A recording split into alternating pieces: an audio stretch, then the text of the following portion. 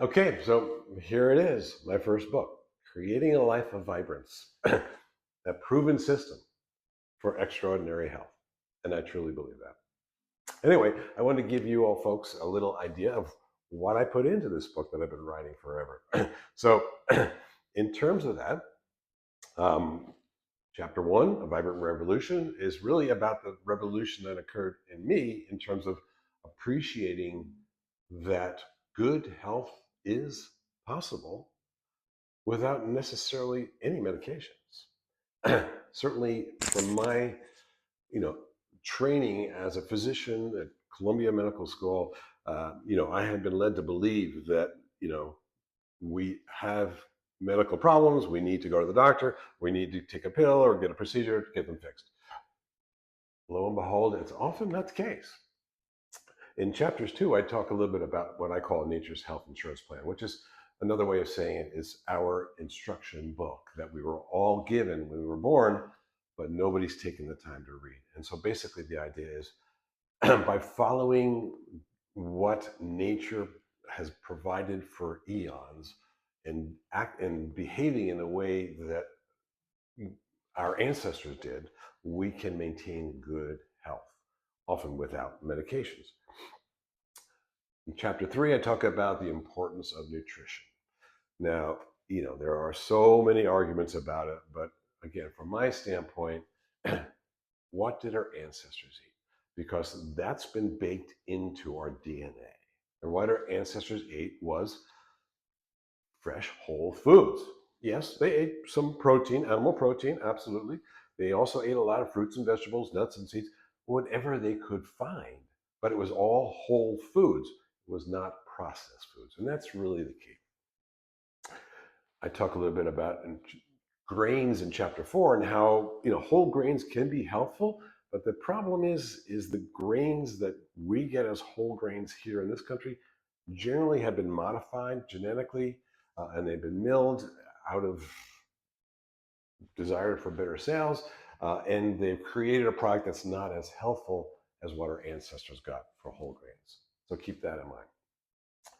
Chapter five, I talk about the importance of digestion, starting with the mouth, starting with chewing, right?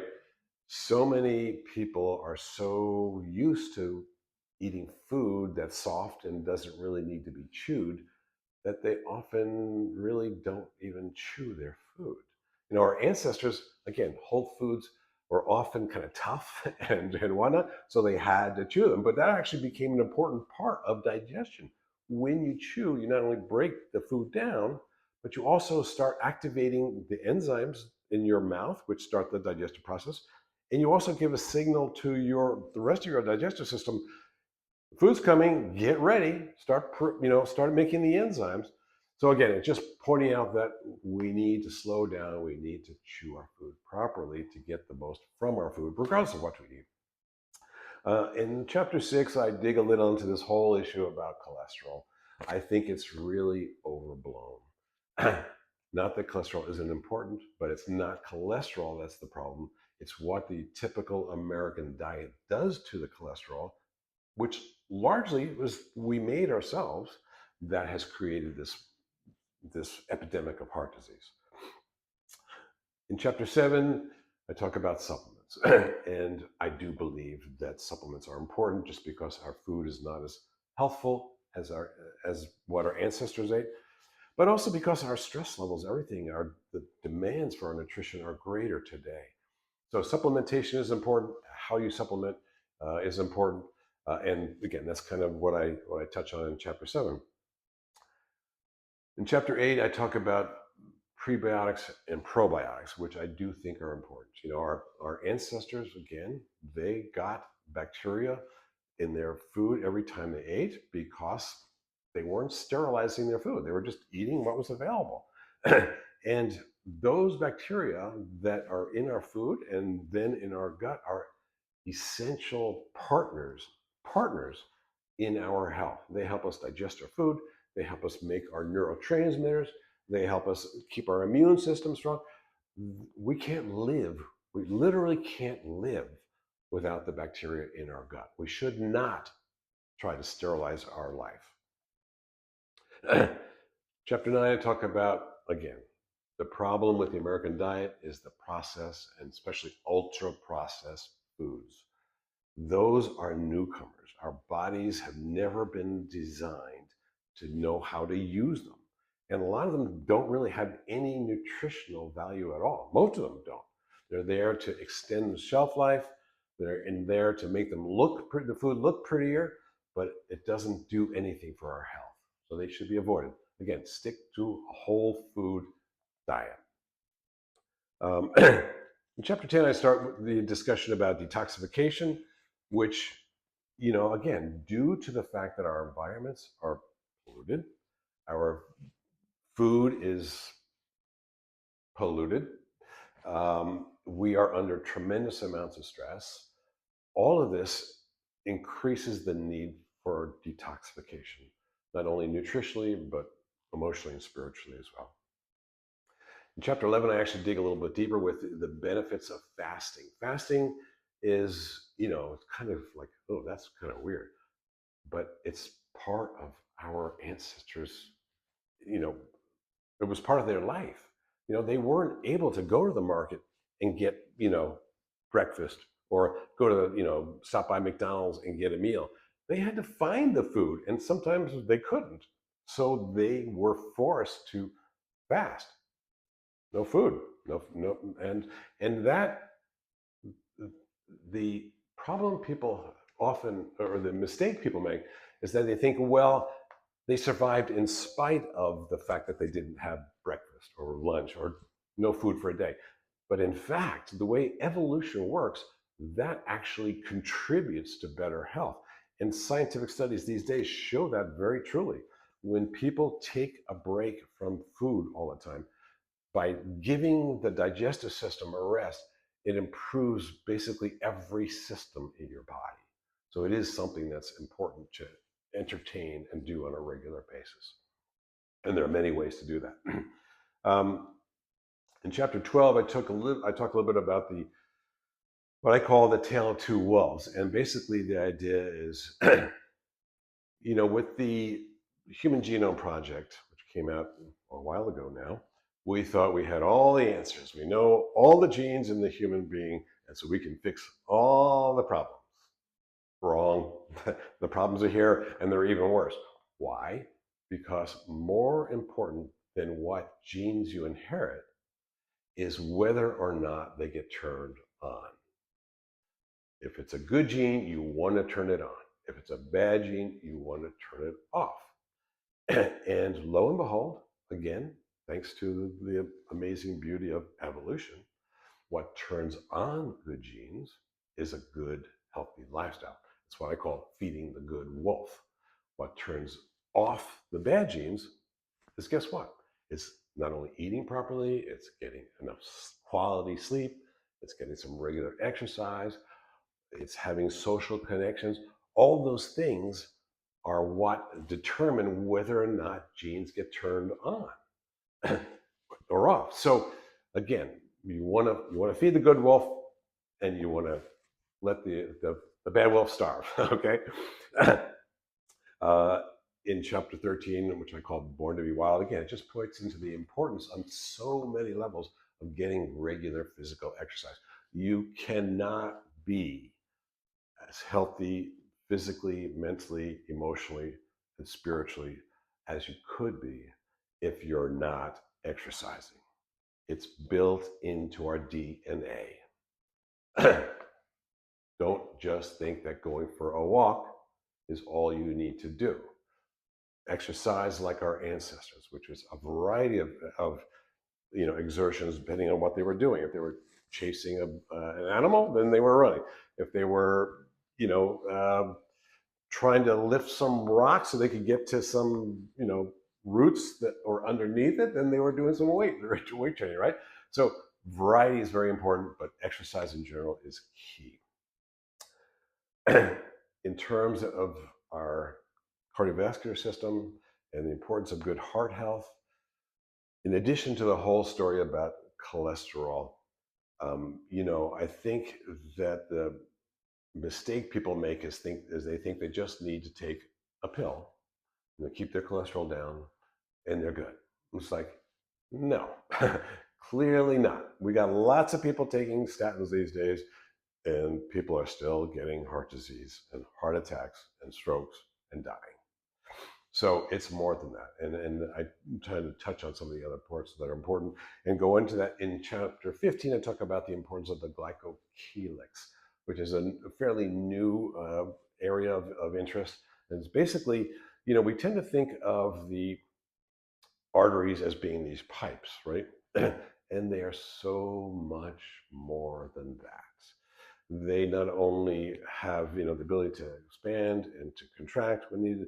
There's a whole inner lining called the glycocalyx, which plays a very, very important role in terms of determining flow and uh, plays a role in repairing, preventing damage, repairing damage to the arteries.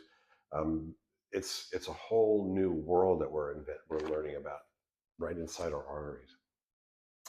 Um, Sleep.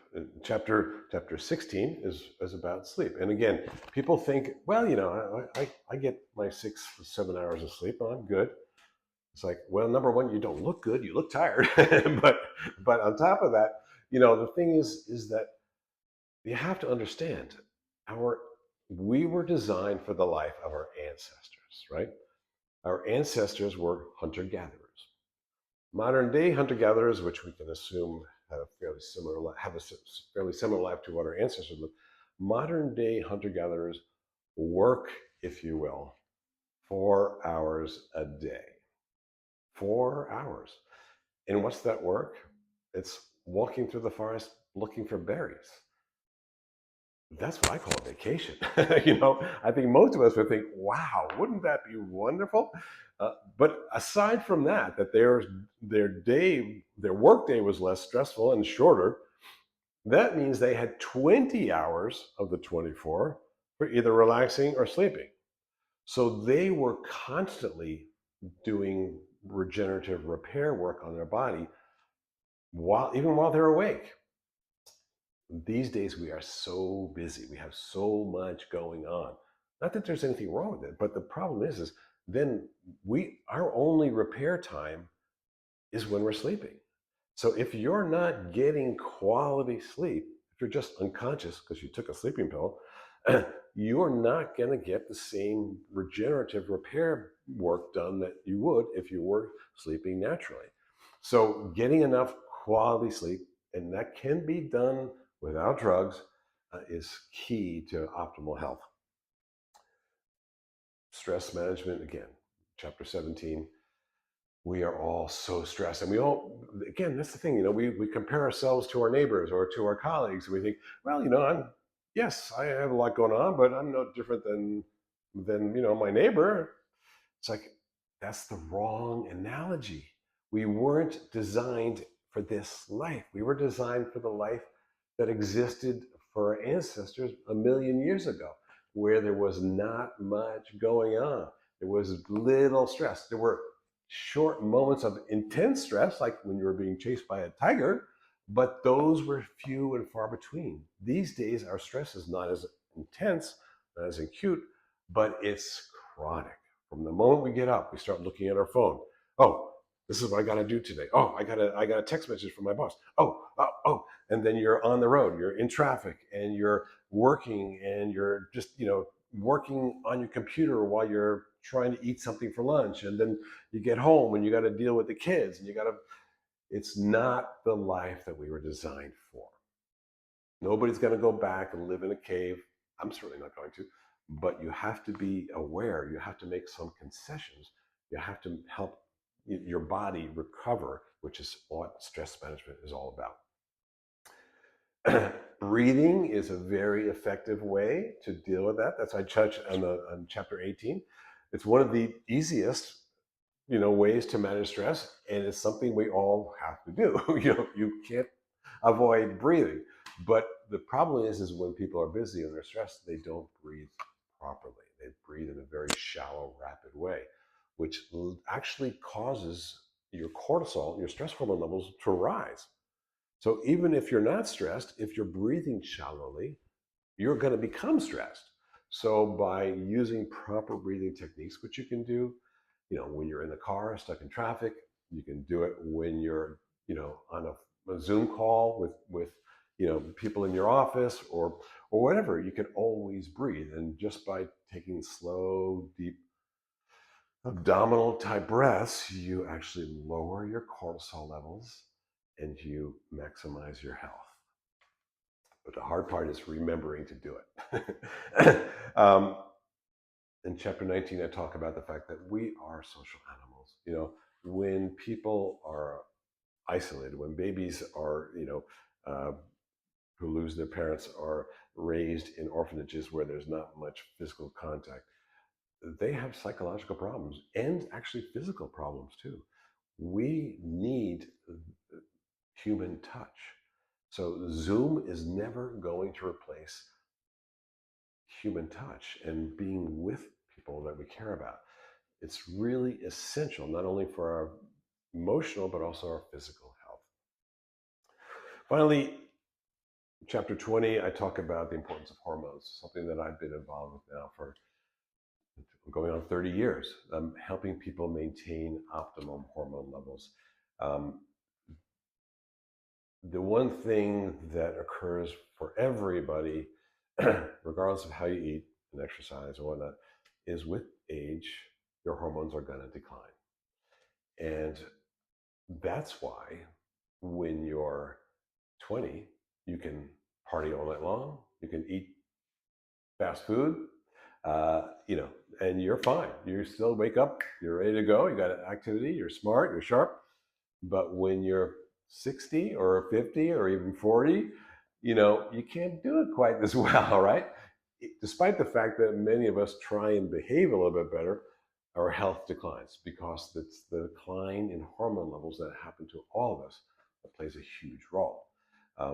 Fortunately, recent studies are or not allowing, but they're showing that for women, maintaining healthy hormone levels is not only okay, but it's actually health promoting.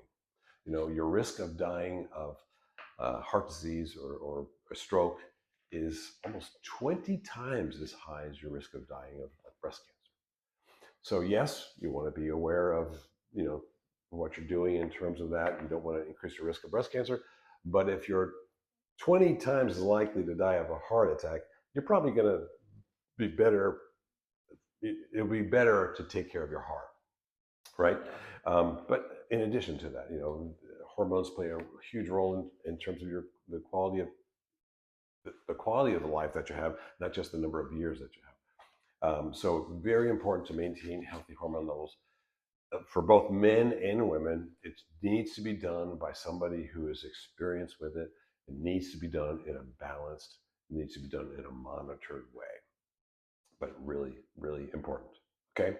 And that's kind of it in a huge nutshell. My book, Creating a Life of Vibrance. Like I say, it drops December 9th, as they say, on Amazon. I hope you pick it up and I hope you enjoy it.